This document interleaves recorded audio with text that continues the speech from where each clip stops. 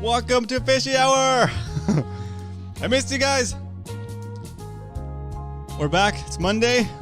Fishing Reports Monday. Let's do this. All right. Let's just see what's in here already. I see Aiden. What up, Aiden? Oscar, Cal, Garrett. I see Zach in here. What's up, Zach? Sandra, Kevin. Cheers. Let's see. Salty. What up, dude? If life were any better, I think I was dreaming. That's such a good sentiment. Glad you shared that. It's a good way to kick off the show. Good vibe. What up, Leonard? Dario, Roy, Oscar, Tyler. What's up, dude? Cool. Awesome, guys. We're gonna do a little fishing report action. We're gonna do a little sea temperature charts with Coach today. And then Brian's going to jump in and give us a little preview of what we're going to talk about on Wednesday. So it should be good. I'm excited. Let's see. Nightbot should be back in service. I think it... Well, maybe not. Interesting.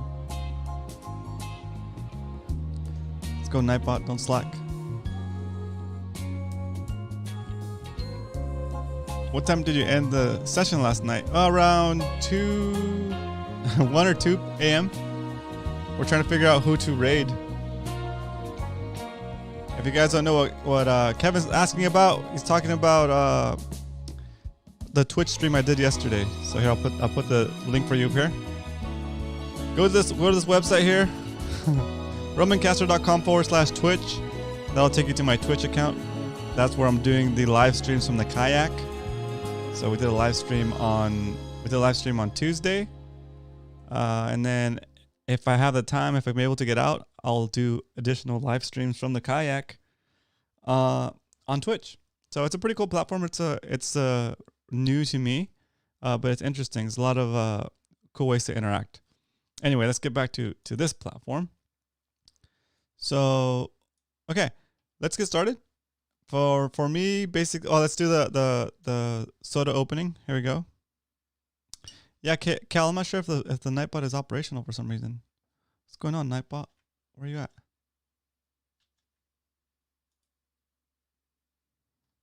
Huh.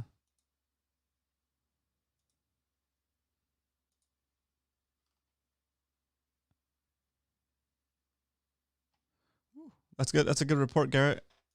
Oh, I saw those pictures. That was good. The guy's excited to have all us rate him. Yeah, the guy was like, yeah, it was funny. That was super fun. All right, let's do this quick fishing report. So let's see we didn't have a show on Thursday. Oh, there he is. Nightbot woke up. Nightbot, he's back. That's awesome. Nightbot's like, oh, I'm on. That's so funny. How exciting. My best fishing session so far was at twilight, early evening. Ooh, interesting. Nightbot was on vacation, but he just figured we were on. That's funny. All right, so let's see. For me, let's do this soda opening. And then I'm going to have Coach come in and do the surface sea temperature charts. And then we're going to go into some fishing reports. And then we'll have Brian call in and tell us about his plan for Wednesday. Okay, here we go. Here we go. On a scale of 1 to 10, 10 being the best pop top you ever heard.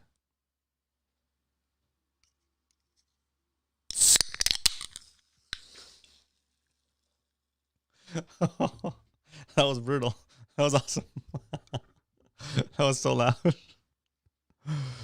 Cheers.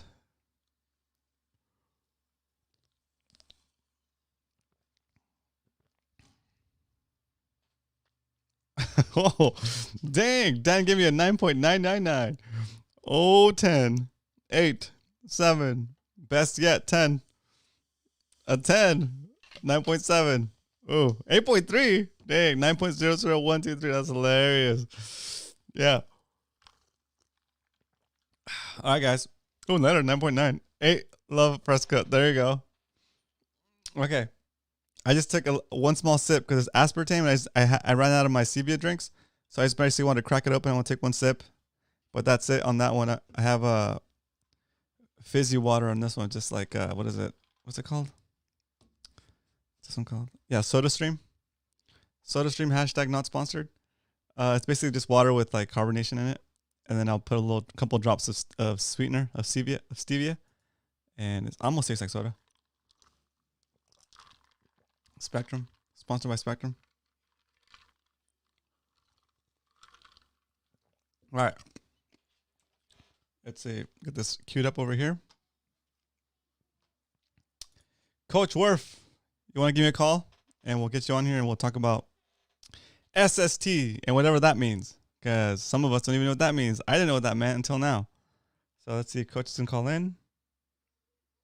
We'll get him on the phone. Hey, Coach, can you mute me in the background? And then we'll be on here talking. Hold on here, dude. I'm trying to get... There we go. Hopefully I got my whatnot situated. Nice. So right now it looks like your camera is on.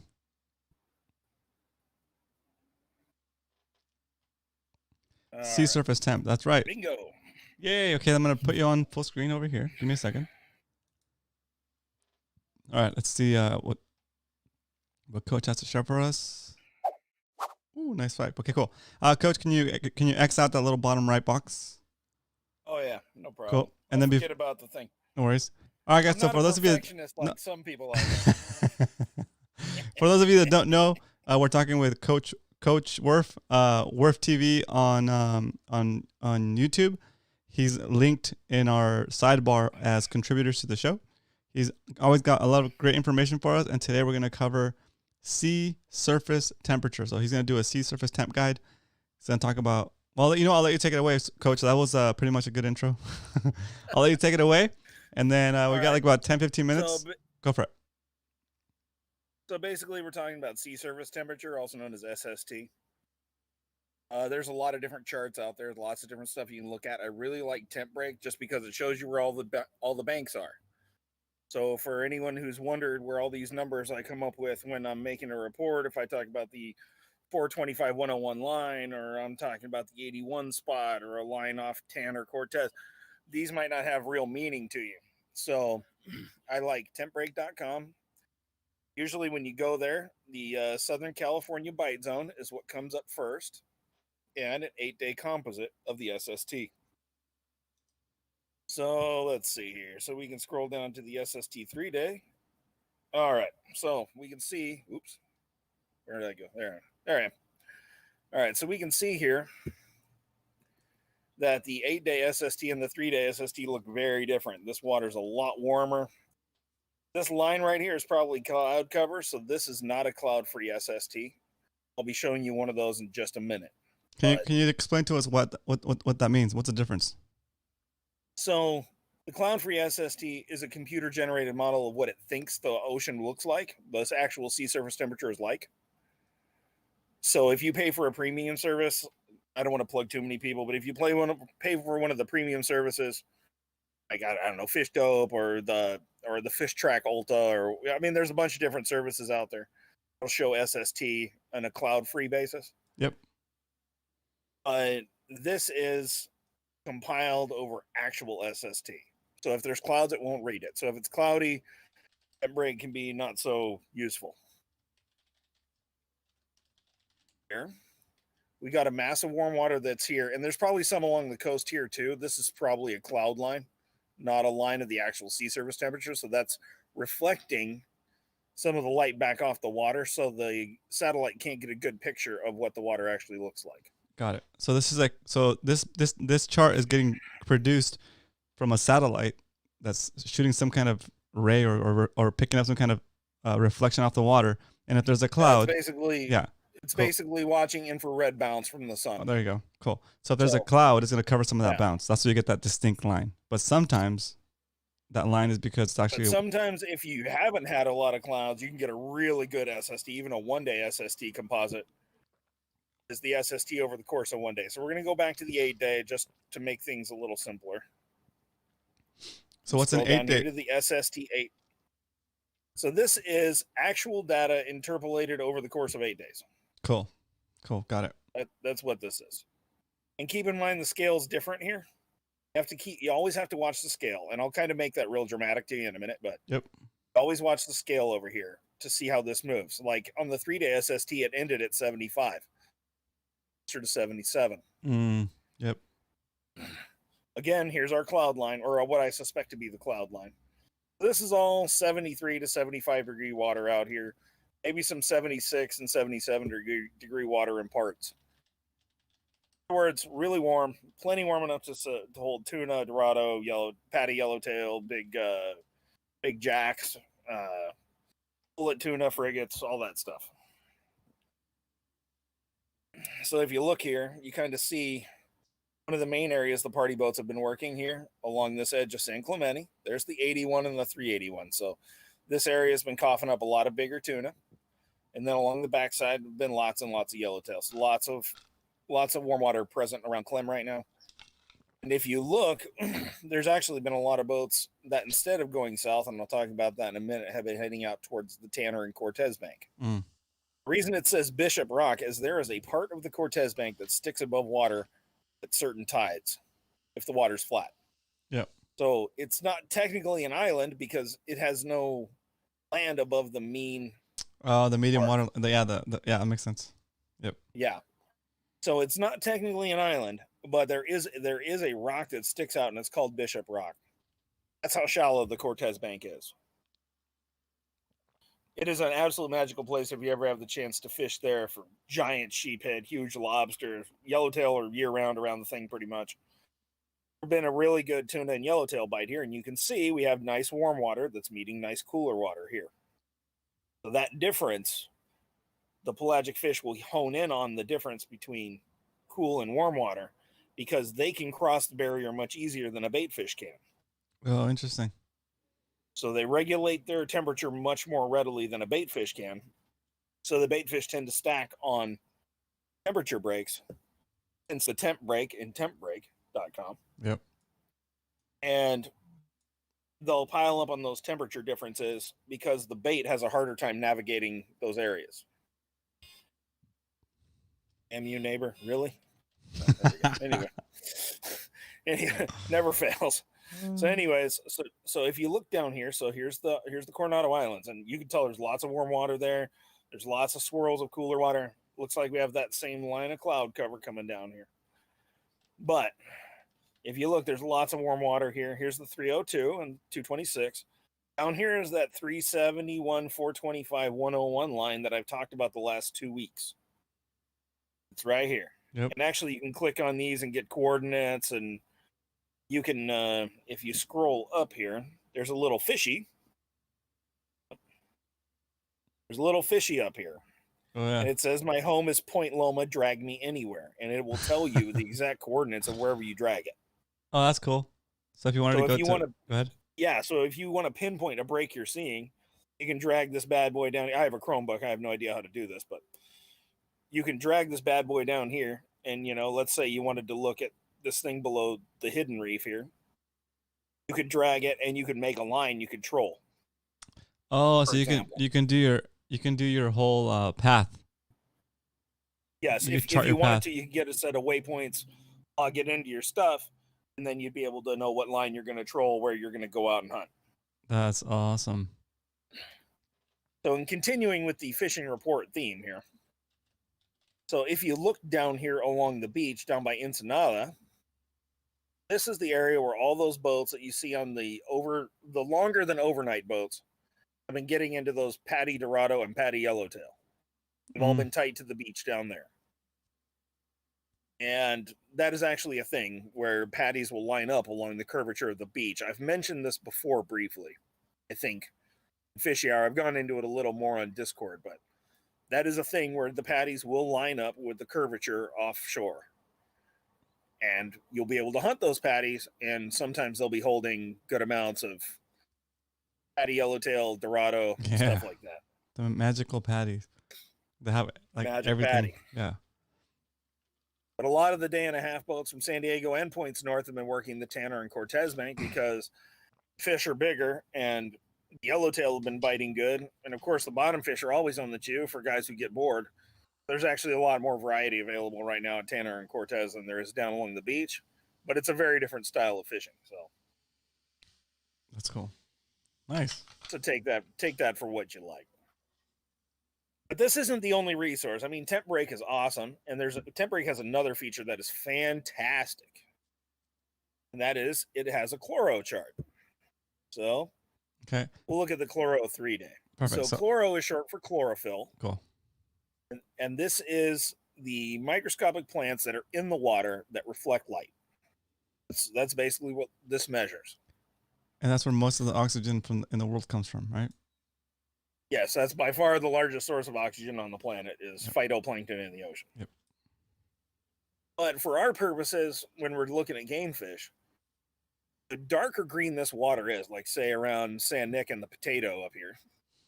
I fished the potato when it was open, man. It was fantastic. But anyways, the more blue this water is, the clearer it is. So the farther away a game fish can see from. Yep. If you have really thick green water, sometimes the tuna or yellows don't mind as much as tuna in my experience. Of course, I'm open to being wrong, but yellowtail don't mind green water as much as tuna do, in my experience, because they're not quite as they can be an ambush hunter or they can be a sight hunter. Yep. So you see this greenery along La Jolla, that doesn't necessarily mean that the yellowtail aren't going to bite. It just means that your bait just has to be a little closer to them for them to see it or sense it. So if you look down here, this line between the 371, 425, and 101 that we've been talking about for weeks, that line has been staying really steady. In fact, the chloro down here almost looks exactly identical to when I looked at it last Monday for the same 3-day composite. A lot of the lines out here have moved, out here by Tanner or up here. But a lot of that particular one down there at the 302, also known as the kidney, because it does kind of look like a kidney, the kidney bank. It does if you ever see, and actually I'll see if I can show you on a bathymetry chart here in a minute. But so here's the 371, 425, 101 line right here. And that's just below the rock pile, so that's all very local water. So, I mean, I'd be surprised if tuna weren't really moving along that. Of course, that they may push out, and they might push out towards the butterfly banks out here, or even farther out here on the knolls or whatever. Yeah, it's cool. It's cool to see that butterfly bank because we've heard Captain Scotty refer to it, so that's interesting. Yeah, and I mean, of course, all these things have names, and guys like me who have been around a minute, or Captain Scotty, or Kevin or whoever, you hear him reference something. You said the other day in your report that you went out to the 209 and you checked out the 277 or the 312 or whatever. Yeah. I mean, and you can see right where that is on this map. Yeah, that's cool. So, there's Oceanside, there's the line. Yeah. And nice chloro break off Oceanside. I like that actually. Anyways, guys don't hunt the beach here anymore. I don't know why. Maybe the beach patties haven't been holding the last few years or something. But in years gone by, going and picking a depth and turning north or south and so that's patties, that was a thing. Yeah, I don't want to derail your presentation too much, but can we zoom in on La Jolla? We can zoom in a little bit. Okay. One of the weaknesses of this is we can't really get too close. Got it. Let me see how close we can really actually get here. So we can click on zoom. Remember, this is a Chromebook, people. So I don't know how. It's all good. It looks good so far. Okay, yeah, that's about as close as I want to zoom in because it's going to blur and we're not going to see anything. That's good. Okay, let's just go to that La Jolla area. I just want to see what the correlation was with what we experienced this weekend. Yeah, so that La Jolla 46. How far out is that? I don't know. I imagine it's in about 50 fathoms. Okay. Yeah, so that's probably if it's out on the outer edge of that a big flat, you're probably looking at, I'm guessing here, maybe 4 miles from shore would be my guess. Okay. I mean, that's an estimate, and obviously it depends on where you measure, but I'd say your closest distance here is maybe 3.5 to 4.5 miles would be my guess. Right. Okay. Cool. Interesting. But I do know that the LJ 100 is north of the northern fork on the canyon. I do know that. Cool. All right.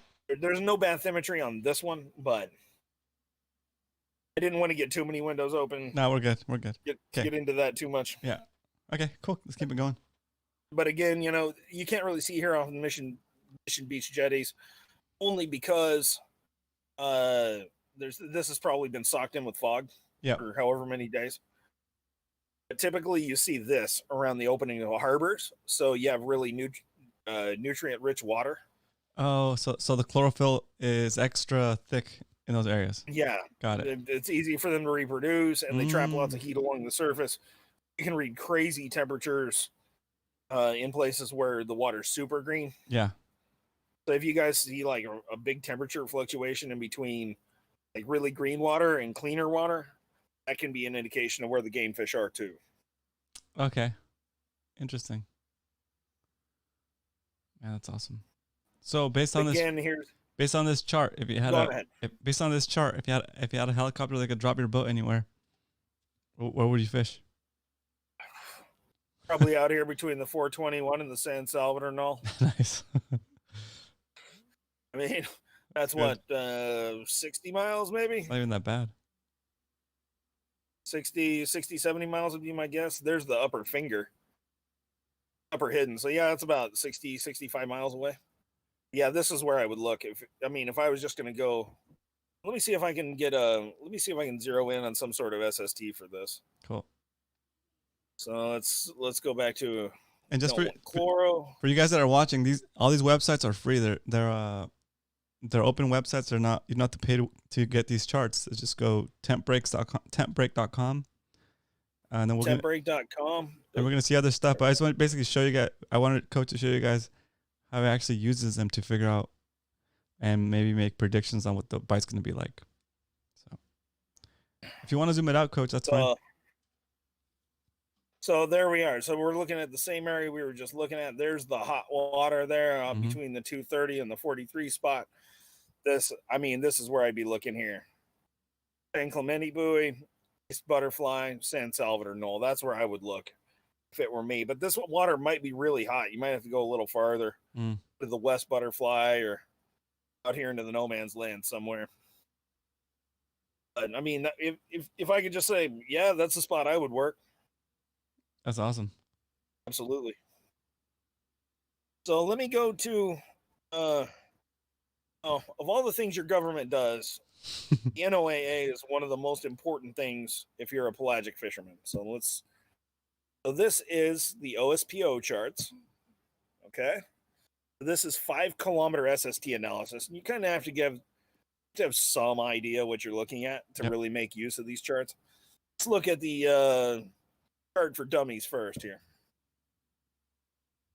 So there's 22 degrees C, and this was taken yesterday, I imagine. Yeah, this was taken yesterday.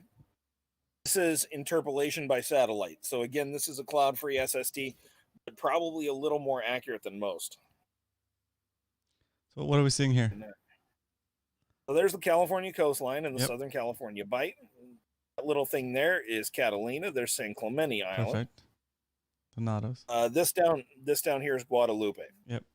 If you ever hear about the legendary fishing of Guadalupe, you can see we have a line of water that leads basically from us straight down there, along with some patches of warmer water. This is actually really nice. Seeing this good, solid connection to a bigger body of warm water that those fish can follow and get out onto the Southern California bight to feed. So interesting. I like how you kind of said that right there. So, I'm not sure if they can see my mouse, but you might be able to see my mouse. No, you're not. You can't. So right at the border where California meets right there. That's darker green. So that's warmer water, right? Yes. And then. So this is 22 degrees C. Yep. So that's like 69. Cool. So this is like 23 degrees, which is like 71 to 72 degrees. And then you mentioned it gets warmer here. This is like 75 along the goes from Oceanside up past Orange County. So you mentioned, if you go a little bit south of that, you mentioned how those little splotches of warm water, how it's a really good sign if they connect, right? Yes. So this kind of gives you a localized version of kind of just the greater picture, but we can go a little bigger. See what we've got here. So Oh, and so this is kind of the ugly chart to dumb it down a little bit and make it a little more easy to understand. Let's go to one of the better looking charts with a little better resolution. Okay. So if instead of clicking on this one, click on this one, because this is the colored field. So this is by far the most beautiful. So it shows the nice swirl of nice warm water that's brushing up against the Baja coast on the inside edge of Guadalupe here. Oh, And that's Cedros down there. Yeah, I took myself to school a little bit so I wouldn't sound like a dummy when I'm trying to figure out where these places are. But this water is actually washing in south of Guadalupe Island, hitting the upper part of Baja, and then spilling onto the Southern California bight. That's good. Because then, so what does that mean for us as far as fish go? Oh, I mean, water out there north of Hawaii. Actually, you know what? We're already thinking about it. So let's just go. Let's back out of here. And let's actually look at the whole thing. Okay. Let's look at the whole United States. All right. So this is our nice, pretty map right here. Look at that arrow pointing right to Cabo. Right to Cabo.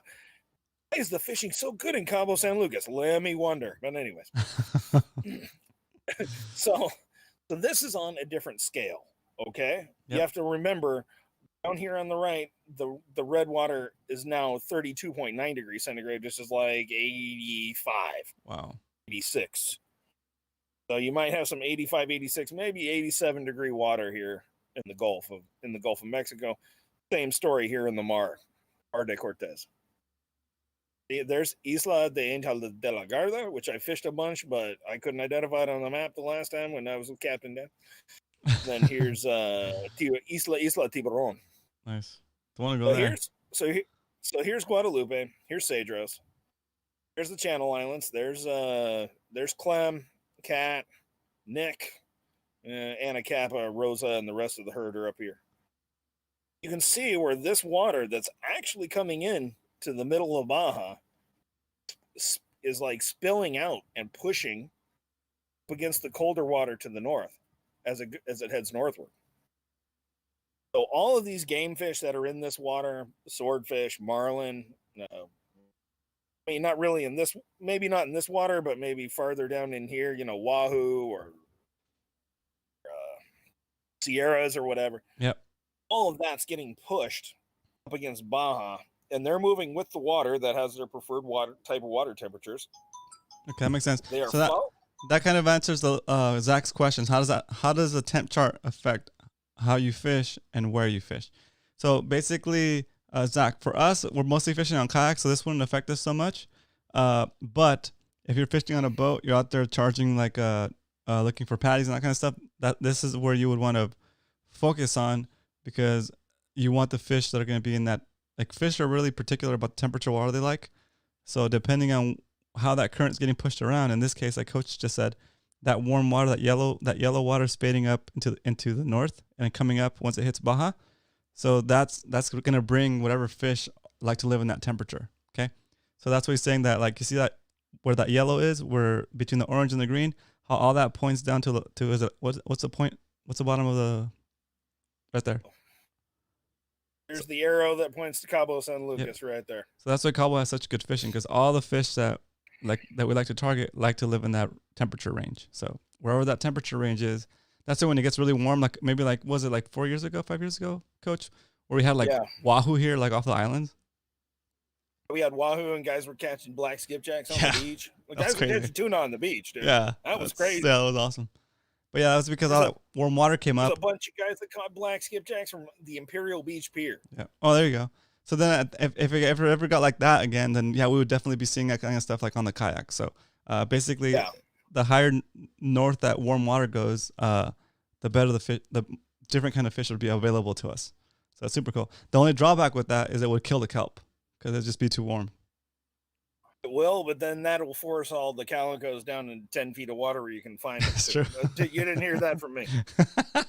Anyway. Nice. So as the kelp shrinks down towards the bottom, calicos get sandwiched into a narrower and narrower layer. Yeah.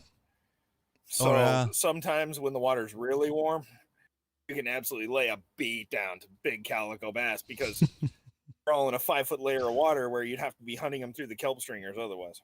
That makes sense. Yep. Cool. Is that to further kind of emphasize how this affects you on the kayak? Every time a big swirl of cold water comes up against the shore, let's just take calicos for example. Yep. Now the kelp grows really good. The calicos will go off the spawn. Now they feed harder when they're on the spawn because they're higher in the water column, I think. I'm sure somebody out there has a better idea than I do. But that's interesting. That's watch cool. These trends, you can tell when that warmer, clearer water, right? We can go back to the chloro chart. We can say, where's that clear water at? You know, let's say we saw a patch of real blue water starting to move up this way, and it was starting to smooch up against the shore. Well, then we would know that we could haul out the swim baits and put the hammer on the calicos if it was warm enough, because water's going to be nice and clear. They're going to be able to see that swim bait from farther away. They're going to be able to come out and attack it easier. That's cool. Yeah, that's perfect. That's like the stuff that like, okay, well, we got all this great information about what does it mean? That's good. Thanks, Coach. That's perfect. No problem. As a side note on this map, I pointed this out in the Discord. If you look up here in the northwest off Massachusetts, look at this current break right here.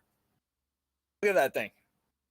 There's no wonder they catch giant bluefin tuna off Massachusetts and Nova Scotia, and it's no surprise at all. I mean, look at that thing. Yeah. That's an increase from let's see, from like.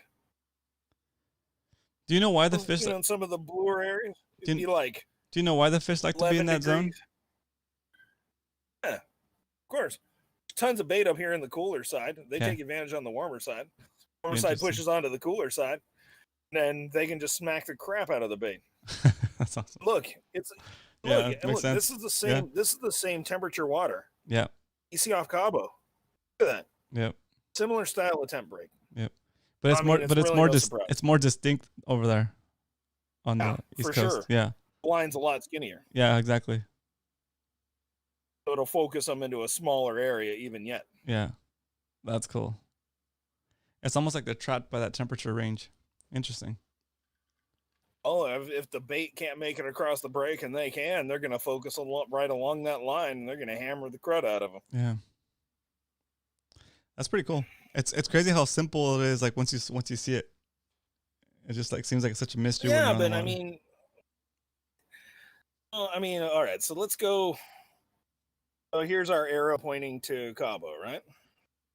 Let's go take a look at the tropical Pacific real quick. U.S. Pacific.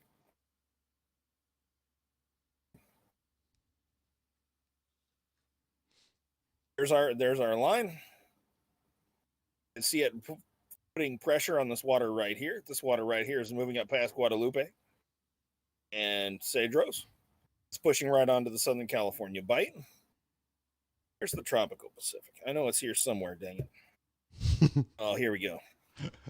Here we are. All right, so stick with the pretty charts. If you want to see the dumbed down version of this to get the better version of what the temperature actually is, yep, you can scroll over here and, we'll just do the ugly chart, and it'll tell you right what the temperatures are and how it's pushing. That's cool. Very, very easy. I don't know if that'll really show what I want. Let me go back to this chart. So out here is Hawaii, actually. It's like off the chart over here somewhere. But you can see that all this water here is actually the same water that Hawaii shares. Okay. So this water is getting pushed back past Hawaii. Of course, all the wahoo and tuna and marlin and albacore and everything that are out in Hawaii. Of course, the albacore are in a little cooler water and all the others are warmer. That water gets swept right along this line. And then that same water ends up here in Southern California. That's cool. So, interesting stuff. Let me see here. I'll try not to take too much more time here. Where is it? Oh, here we go. Here's Alaska and Hawaii. There's the arrow. Yeah, there's a line. It's at Cabo. Yeah. But this water gets hauled along here. And it gets pulled off. And then eventually, the water that, see how you have like a siphon here? Yep. It's pulling water off of Hawaii. This eventually joins the main part of the stream, and that's what ends up here in our local water. So it's all about global currents and temperature. And that's so cool. Of course, Of course, Man. the chloro and everything. But before I get off here, I just wanted to show you guys what a cloud-free SST looks like, and this is the best one I can find for free. Yeah. So you can go to fishtrack.com, and let me see if I can find their little thingy. You can go up here to fishing charts. You can go down to North America. There's Southern California, so that's what this is. Yep. And this is less accurate than Temp Brink if there's not a lot of cloud cover. You can see we have 70. There's the region the marlin have been hanging out in, 75, 74 degrees right here off the corner of Catalina. And, 73 is more than warm enough for tuna. We got a good connection here to the south. I don't know if I'm going to be able to. Good connection to the south. Ooh, bathymetry. But there's a 73 line, and we have a real good connection to the south, so we're probably pulling lots and lots of game fish up here. That's cool. Just wanted everybody to kind of be able to, because I've been gotten a bunch of questions like, how do you know when the good water's coming? Yeah, exactly. I guess the answer is I don't know it. I can suspect it. I mean, there's so many factors that I've said it a bunch on Discord, and I'll reiterate it here. Really, reading an SST is an art form. I'm not an artist. Not at all. Art is not my strong suit. I look at the technical aspects of it, and I can kind of guess. All right, so let's wrap it up, though. So we'll wrap it up with this question. Jet says, but where are the 5-pound spotties, though? In order to have 5-pound spotties, you got to harvest a whole bunch of 12-inch spotties. So since that's not possible anymore, the 5-pound spotties are gone. I'm sorry to break it to you. Oh, you think so? I hate to say it. I would say so. That's crazy. That'd be a good, I know a bunch of really good spotty fishermen that haven't caught an 18-inch since they changed the minimum size regulations. I don't think that's a coincidence. Wow. Yeah, my best has been 17. Yeah. Well, dang. I've caught probably, I'd say a couple of dozen over 18 inches. My best was almost on 21-inch. Wow. That was all long before the change in spotty size limit. So before imagine they changed it to 14? Lack of harvest is. Yeah. So it went from 12 to 14. I remember that. And unless they reduce it back to 12 and people start harvesting spotties, which I don't think is a thing anymore. Yeah. I think almost everybody releases spotties, but without that continual harvest, you don't receive like maximum growth rates. Wow. It's the same thing that happened to large. That means that we could do 200 dink spotty days, right? Oh, you tell me. I mean, you're a lot better spotty fisherman than I am, Roman. Oh man. Cool. All right. Well, on that note, wow, that's great. I'm gonna switch over to my screen real quick. Let's see, where am I? There I am. Cool. All right. Well, awesome, Coach. Thanks for calling in and giving us a sweet report and helping us understand these surface temperature guides. That's cool. Super cool. Yeah, no problem, Roman. And obviously, if anybody has questions, they can hit me up on SD Fish or Discord. Cool. Or message me anywhere. I'm not that hard to find. So cool. Awesome. Hey, okay. So how about this? Did you do any fishing this weekend? I wish. I have no ride, and until I remedy that scenario, I am land bound. Oh man. Okay. And I was fighting off, I think, the strep this weekend. So good. Well, glad it wasn't much the Rona. better now, needless to say. Okay. Good. Awesome. Well, it's good to hear. It's good to hear. Cool. All right, Roman, you take it easy and take it easy out there, people. Awesome. Are you gonna be on Discord later? I have nowhere else to be. Nice. All right, I'll see you on there. All right, peace, all right, man. thanks, Coach. Bye. So funny. Coach is awesome. Thank you, Coach. That was an education. That was awesome. I was like so intrigued. Sorry, guys, I kind of went a little bit longer than I wanted to, but I think it was good information, especially for those of you guys that are out there fishing on boats and doing the long missions. So I hope that was helpful for you guys. All right, let's see. I see 24 people in here and 12 likes. Hit that like button, please, guys. That'd be awesome. And I usually forget to ask for this, but like if you guys want to do me a favor and share this stream with your friends or on your social medias while it's happening, I'll do a funny face. Do me a favor and share the stream. We're gonna be doing this still Monday through Wednesday, and so tomorrow we're gonna be doing I'll be fishing on the kayak live, so that'll be fun. It's gonna be on Twitch. I'll put the link up here for you guys to see that. So romancastro.com/Twitch, and then go over there and subscribe to that channel so you guys don't miss that piece. And then on Wednesday, it's bay fishing with Roman and Brian. And what we're gonna do is we're gonna have Brian call in when he gets a chance and give us an update on what the plan is for this Wednesday. So I'm excited. Should be fun. He's got a nice twist on it, so I don't want to give it away. I want him to be able to call in and give us the plan himself. So Brian, I'm ready for whenever you're ready. Call in and I'll put you up on the screen. Meanwhile, while we wait for Brian to get that message, we'll see what's going on with everybody else. Garrett says, I actually used Coach's info on Chloro during this Discord discussion, which is why we went out to SEI yesterday. Ooh, that's awesome. There you go, Coach. Thanks, Coach. Garrett was able to successfully fish off that information that you gave on Discord. So perfect. And that was kind of what you guys saw earlier. Just now, Coach had done that for us on Discord a couple nights ago. And so Garrett was able to use that information, and you actually got fish, right, Garrett? I think Garrett got like a couple of bluefin, maybe. Yeah, Gary's right home from. Okay, cool. What'd you get? I know you posted a report, Gary. Sorry I missed it. Oh yeah, there you go. And then Captain Dan's also going to be talking about Cortez Bank on Discord tonight. That's good. Lots of good info to look forward to. Awesome. Coach has forgotten more about water temps and movement than I ever knew. That's funny.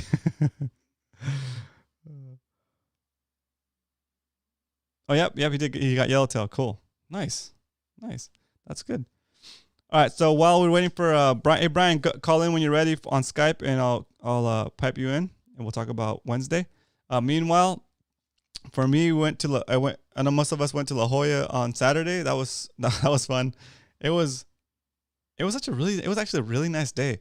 It was very calm, hardly any wind. The breeze was excellent. Here's Brian. Hey, Brian, can you hear me? Hey, Brian, can you hear me? I hear you, yes. Awesome. You might want to mute the live stream. That way you're not hearing me twice. And then I'll bring you on the screen. You ready? There we go. Split screen. There. Oop. There he is. Hey, Brian. Welcome. Hey, what's up? I'm not getting any video from you, Roman. You're not? Okay. Turn your camera on. Let me fix that. Camera.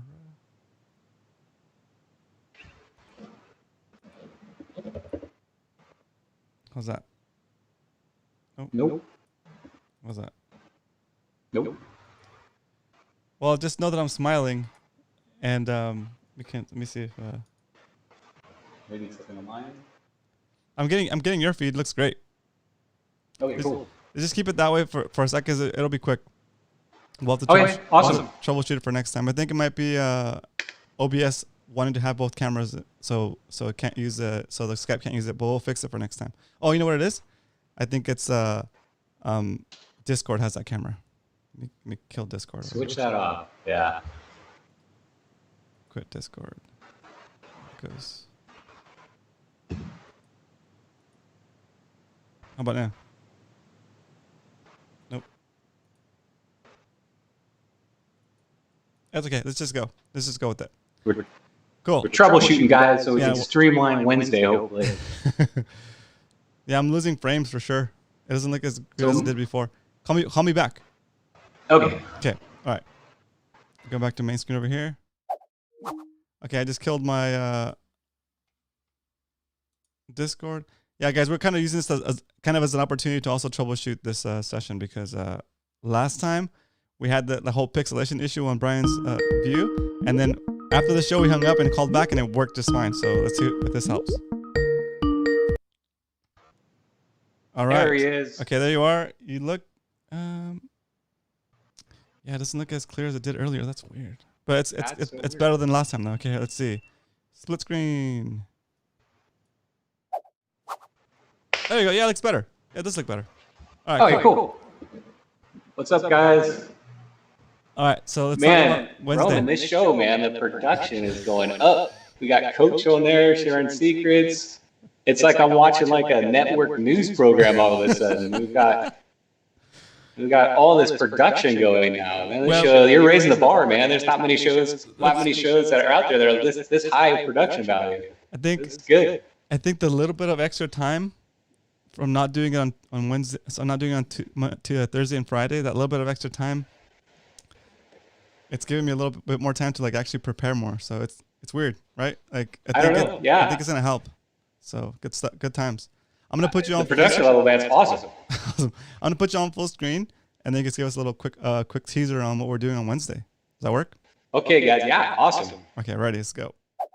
Okay, guys. So this Wednesday, I'm super excited about this Wednesday. So this Wednesday, we've been kind of talking about spotties and a lot of bass and some stingrays and stuff. This Wednesday, bay bass fishing with Roman and Brian. We're going to be talking about all the fish in the bay. We're going to be talking about not just the fish that we normally fish, but all the weird fish, all the fish that roam these bays. And believe it or not, there's a lot of them.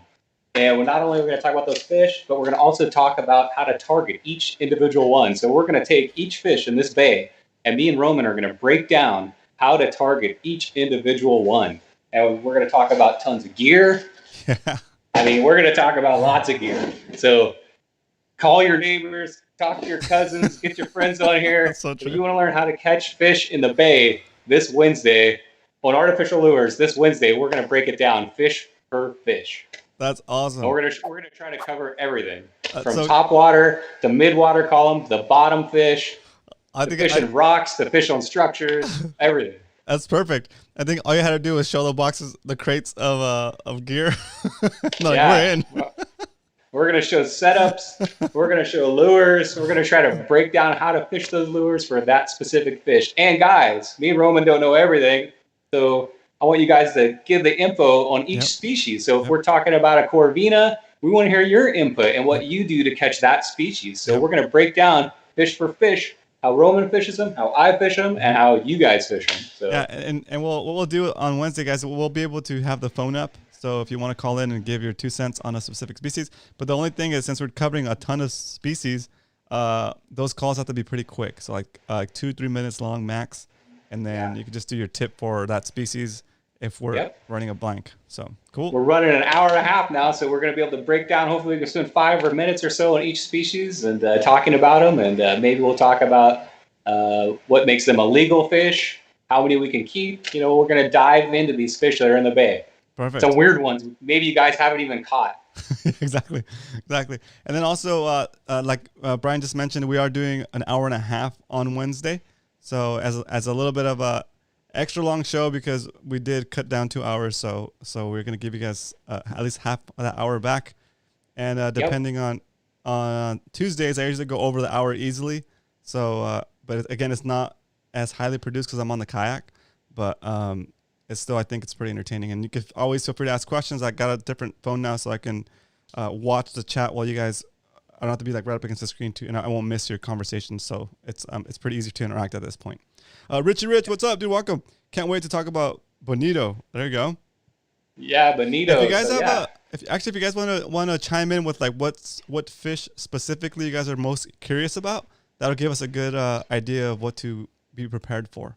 That actually would be good. And we're talking about bay fishing. We could talk about a little bit of the inshore fishing, but mainly bay fishing is what we're going to be hitting. Yeah, so stuff you would catch in the bay. And we're gonna, since we always talk about saltwater bass, we're not gonna talk about saltwater bass this Wednesday. We're gonna go with other than bass, right? We might hit calico because they're kind of an oddball bass in there. Good. Maybe sand bass, but probably spotties. We've talked spotties to death, so we're gonna hit the other bass. We'll be back on spotties next Wednesday. Yeah, we're never gonna get off those little guys. That's awesome. Yeah. And then we're going to wrap up this too, guys. So if you haven't been tuning in and it's your first thing, we've been doing a science project. We're going to wrap this up this Wednesday too. And then the following Wednesday, we're going to get the results finally to see if the color matters. So we're going to wrap that up. So yeah, that'll be the conclusion of the science project. It's been what, 4 weeks? This is week 4 of conclusion that's of, like a month. stat. So this group's been working on that. That's awesome. Do you have are we gonna start a new project? Are we gonna start a new science project? Or are we gonna start maybe next Wednesday? We're gonna get into that next week. Okay, good. We'll talk about our next I guess science project. Yeah, let's continually have one rolling. Yeah, I like that. It's a really good idea. It's a really good idea. Yeah, I think so. Yeah. Yep. Cool. Okay. And if you guys have a science project you'd like to tell us, we'd like to all try as a group. Put it in chat. Yeah, might as well use the power of like the group. Yeah. To, like it's like what is it? In medicine they call it trials, right? Like so we're doing trials on fishing theories. We'll put the fishing theories to the test, and then whatever. I mean, some of this it's not 100% like scientific because there's a bunch of variables, but it's somewhat. It's better than nothing, right? Yeah. Hey guys, there's nothing like this show out there. I mean, Roman's doing a great job. We're putting together a community here. Awesome. I think there's nothing like this show, so it's exciting for me. Hopefully exciting for you guys. We get to talk about what we love, which is bay fishing and inshore and San Diego fishing. It's perfect. Awesome. All right, Dario, we're not going to do questions today because we're gonna save Brian for Wednesday. But I'll try to answer your questions. Bring those questions. Okay. Yeah, bring the questions. Yeah. We got tons to talk about. Look at all this, guys. I know. This is not even all of it. I got to open up this whole thing, too. It's totally full. We're going to talk about fishing on Wednesday. Awesome. I'm going to lose my voice probably. Oh, nice. Cool. All right. So we're going to let Brian go. Thanks, Brian, for giving us a quick update and the teaser for Wednesday. It's going to be good. Yep. Be good. Call your neighbors, call your cousins, call your best friends. Let's load this chat up with some questions, guys. Let's do it. Get out there and stack some grass and catch some bass later, guys. Nice. I'm out. All right. Thanks, Brian. That was cool. Brian, quick and to the point. I love it. Thank you, Brian. That was fun. All right, guys. I'm going to finish telling my fishing report section. And then if you guys want to post anything special that happened this weekend, like anything first, interesting things you saw. I think Brian, modern day Renaissance man, and Cal might have seen a shark in La Jolla this Saturday. I think they posted something about that. Oh, there we go. Oh, because there you go, Dario. Yeah, we can talk about the shark on Wednesday too. So La Jolla was good. The water was fantastic. It was very clear, more clear than normal than I've experienced. Maybe like I wouldn't call it like maybe 15 to 20 feet, maybe more, but I wasn't in the water, so I couldn't tell you exactly. I didn't catch a yellowtail. Nobody in our group caught a yellowtail. I did see one guy catch a yellowtail that was nearby, and I think he caught it on like a Mac. And let's see what else. But overall, Saturday was pretty fun. I was like helping guys launch, kind of just like pushing them into the surf. It was super fun because like the water was really warm. It felt like almost like bath water. It was really, really nice. There's hardly any wind. I could actually use a little bit more wind because it was actually hot. It was actually hot, but it was fun. It was good being out there with you guys. And I even took home a rockfish. I brought the rockfish home, and you guys know how I like to do it. I processed it, got all the scales off of there, gutted it, cut the head off, cut the tail off, cut the fins off, sliced it in like X pattern, like a waffle, and then I added some salt. No, I added some olive oil and then some salt, and then I put it in the air fryer, and it was like done in like 8 minutes, and the kids just like devoured it. That all they left was the bones.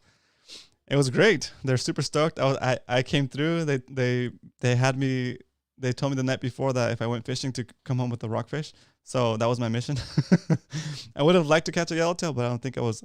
That's another thing. I don't think I was 100% ready for yellowtail fishing yet. I still need to have, I think, more setups. I'm rolling with one live bait setup, and my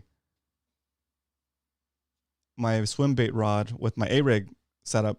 That's what I use as a second rod for like jigs and stuff. So that's not really like, I don't think that's really the rod for that fishing. I think if I got hit by the yellowtail on that setup, it would be like a while to bring it in.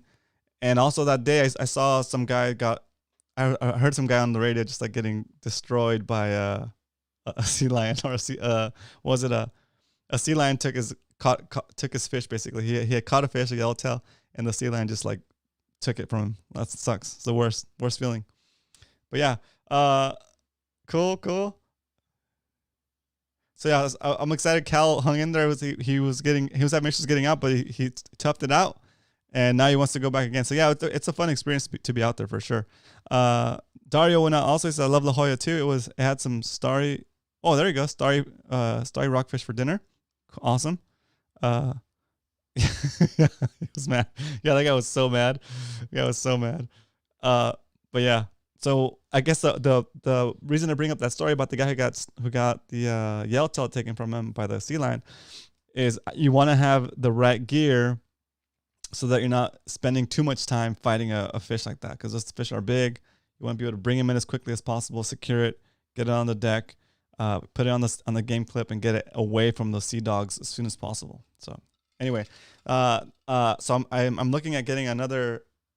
So I need a rod for this Tranx reel that I haven't even set up yet, and I need another, because I want to have one for fly lining a bait, one for a dropper loop, and one for a jig, and maybe even one for like a surface jig, one for like a dropper jig, and then my sabiki rod. So that'll be 5 rods, and yeah, so I need at least 3 other setups. So it's gonna be my La Jolla goal, my La Jolla setup. And once I get all that stuff laid out and figured out what I'm gonna buy, what I'm gonna use, then I will do another video for you guys and show you guys my new setups, my new arsenal for La Jolla. Okay. And as far as other fishing, last night I did another live stream. It was pretty fun. I fished Mission Bay from about 7:30 p.m. until 1 a.m. With Chris Crow Bassin. It was super cool. It was fun to get out there with Chris and live stream. It was definitely a long night, but the fish were biting. We were getting a lot of calicos. Like I think I got like 6 or 7. I think I got 6 calicos and a halibut. I mean, it's not a lot for that much time fishing, but it was still pretty fun to be out there at night. And it was hot. I was able to fish in a t-shirt the whole time. And yeah, it was a nice day. It was a nice night. There was slightly more wind than I'm used to at night in Mission Bay, but it was perfect because it kept it from getting too hot. Captain Dan says, Roman, I got a Shimano Terramar rod for my Tranx. So far, so good. Nice. Yeah, that's a good setup. Garrett says, you got the Tranx 500. Just need a good jig rod. Yep. That dude was stoked. He rated his stream. So on Twitch, guys, there's a function called rating. And for example, we're live streaming now, right? And there's 23 people in the chat. In Twitch, you can basically, once we end the stream here, you can raid somebody's channel, and you can take your viewers. So in this case, it would be like the 23 of you guys. We would go to somebody's channel that's currently broadcasting as a streamer, and then we basically raid their channel. We basically take everybody who's watching this channel and we take them over there, and you switch from watching me to watching them, and then they get an alert that says you're being raided by Roman's channel, and he's bringing 23 people with you, and they're like, what? Especially if they're not used to having that many people on their stream, they get pretty exciting. So that's what Leonard was talking about. Cool. So if you guys have any questions, I'm gonna stick around a little bit longer. It's 8 o'clock. But I feel like since I cut you guys down on hours for Thursday and Friday, I'm going to hang out for a little bit more and answer any more questions you guys might have about me or about my content or about about anything that has to do with the Mad Max, with our outings, with Discord, with kayak fishing. Anything you've seen me do in the past couple of weeks that you have any questions about is fair game. So I'm here for you guys. I'm sorry that I did kind of cut those 2 days abruptly like that. I just really needed to get that extra time back so I can focus on my main channel. Because you guys remember, like a few weeks ago, 3 weeks ago, a month ago actually, I was considering just ending Fishy Hour altogether, and we decided to keep it going. Well, I just want to make sure that it's not going to overwhelm and take over my other stuff. So I got to keep making content on the main channel. As you can see, we're growing. We hit 5,000 subscribers. So thanks, guys. That's awesome. And we're already at like 5,120 since we hit 5,000. So it's super fun. But I want to keep that channel going. I want to keep that channel growing because it makes it easier for me to make content that can later be discovered by somebody who's new, and they can just show up and be like, oh wow. Like I think that's kind of how we found Zach, or how Zach found us. He found a couple of my videos on basic stuff for setting up for kayak fishing, I believe. And then he kind of like started asking questions, and the questions he was asking were to do with videos I already had made in the past. And I was like, you know what, like the whole point of me making some of these videos is so that when somebody like Zach comes along and has a question about a specific thing, I don't have to repeat myself, A, but B, that he can benefit from me already having that better produced video with examples and B-roll, and it looks nicer and it's explaining exactly the question he's asking me, right? So yeah, see, so I want to make more of that. I want to make more of that. I want to make more of that style of content, right? And I think that'll help a lot of people. And in the end, what that'll do is that'll bring more cool folks like Zach into our group and make it better, make MMFC better as well. So it's all like think of it as like a big system. It's all got to work. There's got to be a balance between the live stuff, which I love, which is this, and then the processed, edited, higher end content, I guess you could say. It's better produced because I can make a mistake and cut it out. And here I got to go live. I got to just flow, right? So, and actually I think I've improved significantly since we started doing Fish Hour when it comes to just flowing like this, just talking about what's going on. I think that is going to help me also on the edited videos, because it's going to carry through and it's going to be better. So I think overall, thank you everybody for showing up and for helping me improve and helping me figure out how I can help you guys. Okay. Because overall, that's the goal, right? The goal is to make content that's helpful for a small group of people. Like I don't need my content to be for everybody. I need it to be for you guys that are into bay fishing, kayak fishing, and like even San Diego fishing, right? So that's the plan. Okay, cool. All right, so we're still on for tomorrow on Twitch. I'm gonna put the link up here for you guys to check that out if you haven't subscribed already. RomanCastro.com/Twitch. Let me see if I have a Nightbot command in here. Exclamation point, Twitch. See, Zach's fishing report says, okay, speaking of helpful, this morning I took my 10-year-old daughter out with me on the kayak. Oh, that's cool. Wow. She rigged the pole herself and caught a 12-inch spotty all on her own. Wow, that's awesome.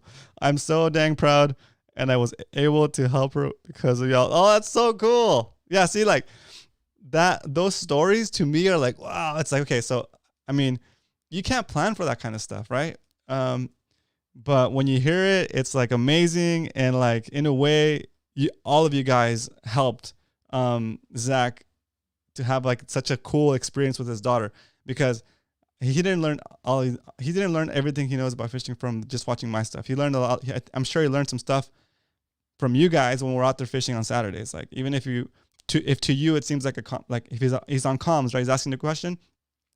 And to you, that seems like an easy thing. You kind of just mention it in passing. It's not a big deal. Well, to him, maybe he hadn't heard it before. So it's like a significant change, right? It's like a big help that you just gave him. And so that's super cool. That's really nice. That's really nice to hear. That's really awesome. Really cool. Yeah, yeah, I'm getting all like, oh, that's super cool. Yeah, so that's exactly why this show is here. And I'm really digging the positive vibes and everything. So cool. Let's keep it going. So we'll be here Monday, Tuesday, Wednesdays, and then of course I'll randomly jump on Twitch throughout the week and weekend, and then I'll be able to get you guys more produced videos more regularly. So good stuff. Speaking of that, the last video I put out, I took my son out. Let's see. I took my son out fishing. My youngest son, he's 5. I took him out fishing on the kayak right before COVID hit, I think it was right around when COVID hit. And I put him on the little Spider-Man fishing rod. That was super fun. We should do, I think somebody mentioned this before, we should do a Spider-Man rod or like one of those little Shakespeare kids rods. We should do a challenge on those as a group, like on a Saturday. We should do like the small rod challenge, or that'd be cool. And you can. So I think Brian mentioned this before. Brian, if you're still on and you want to chime in, you can either call back in or you can put it in the chat. We should do like a. Oh, Oscar, that's a good point. The kill bag, a dock demon. That's right, a dock demon. Yeah, we need to do that challenge. So maybe we'll do that. We'll do that one of these weekends.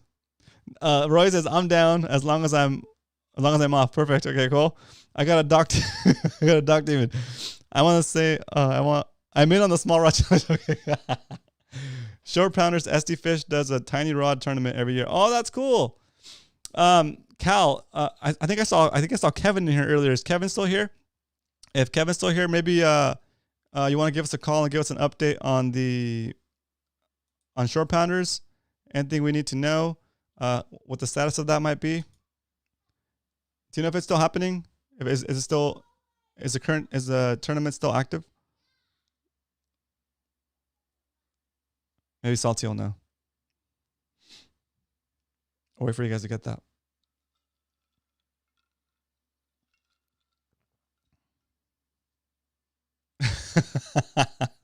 Brian, that's funny.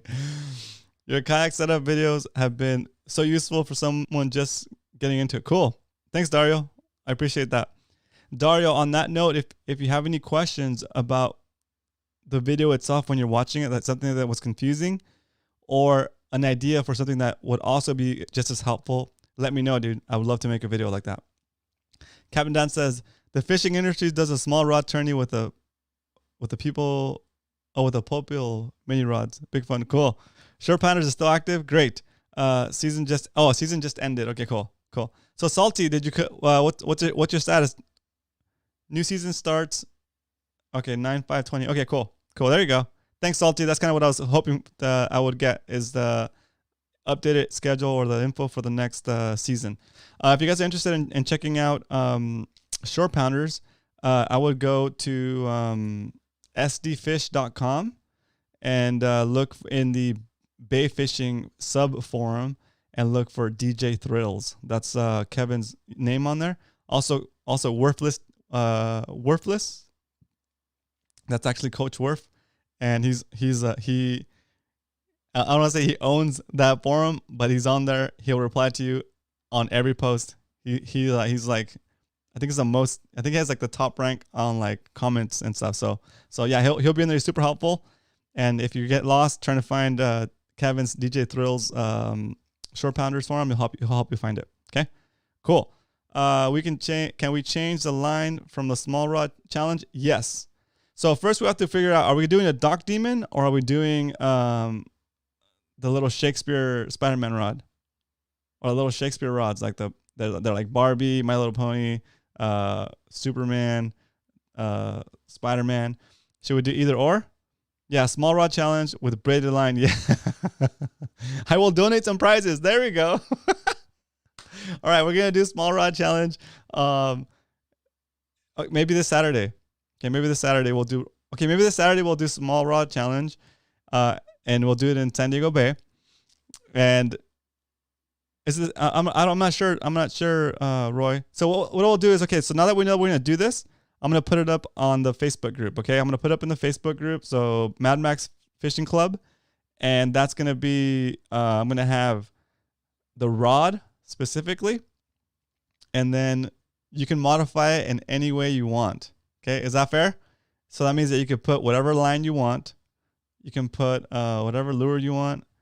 So you can spool it up with braid if you want to. It's like the hot rod class for fishing rod. Like it's like when you do like the car racing, where you have a certain body type and you can modify it any way you want, but it's got to be the same kind of car. So yeah, you can have the same kind of rod, but you can modify it any way you want. Okay, so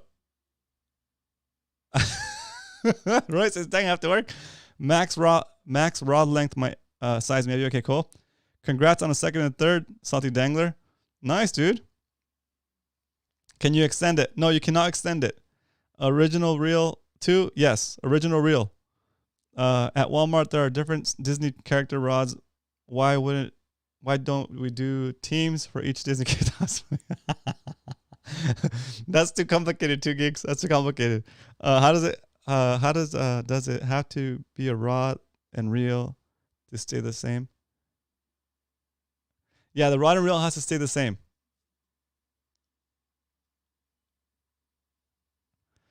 Oh yeah. So that's gonna be a problem, I guess. So we'll have to figure it out. Yeah, spin caster reels only. The ones that come with that little, I almost feel like we should do a specific rod, but then I don't want you guys to have to go spend money to participate. Let's see. Spin caster reels. I say cartoon rods only. So cartoon rods only, is that the ones are those the little Shakespeare ones with the little, you press the button and then you cast it, and as you're casting it, let go of the button and it's in free spool, and then you click it in, like just the basic character ones. It's like it's got 2 guides. The rod's got 2 guides, and the reel is kind of part of the setup. You can't take it out. It's just the same reel. Yeah. Kids shopping the cost. Yeah, they're about $25.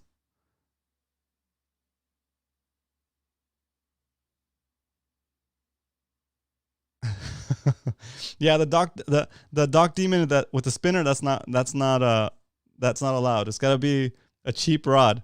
It's gotta be the cheapy, like kids My Little Pony, Barbie, Superman character.